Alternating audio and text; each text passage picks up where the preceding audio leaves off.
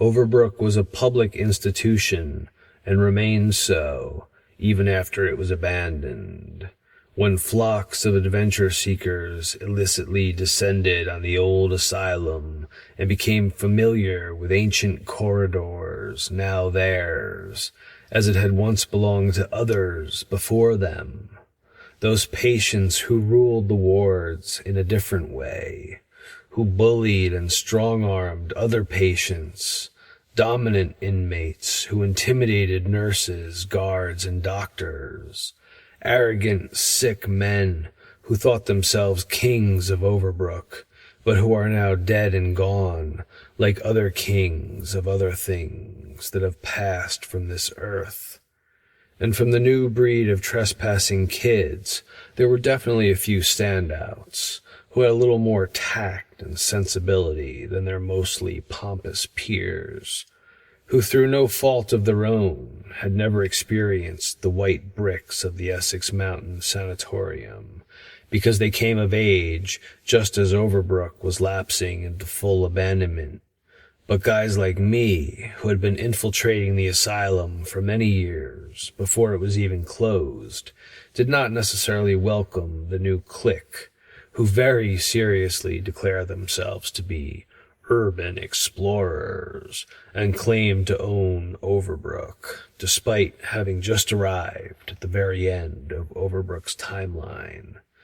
But no matter how territorial us old-timers might have been, the Urbex generation had their place on the vacant wards of the Essex County Hospital Center.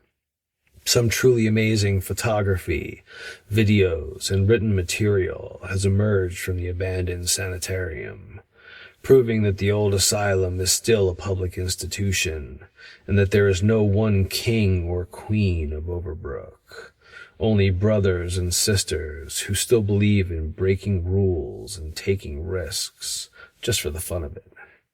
Not even the big county honchos rule Overbrook. Maybe they could have, but they traded their kingdom for condos and knocked the asylum down. I understand the urge to mark territory on the wards of Overbrook. There are many factions who aim to do so. The funniest claims are the kids who are just now old enough to discover the abandoned hospital as they are finally tearing it down. All they know is the abated hulk, and have no perspective on the patients who lived and died here, or the true state of abandonment when the hospital was closing, with all medical equipment left in place, but now cleaned up, and all the ghosts temporarily hiding from construction crews and demolition machines that won't stir again until condos are built and settled by innocent, unwary tenants, who will suddenly rediscover spirits when kitchen knives keep levitating off the counter, and the chairs in the living room start rearranging themselves. The new kids of the Urbex generation never saw the patients walking here, never witnessed the ghosts. They come from other towns and states, even fly in from Europe and abroad to photograph Overbrook. And we of the old guard, who remember everything and know the hospital history because it's a part of our own history, can't blame them for being attracted to the old asylum, because it really is a mind-blowing institution. When Chuck Palahniuk's Choke was filmed here, we rejoiced and felt vindicated for our love of the crumbling asylum.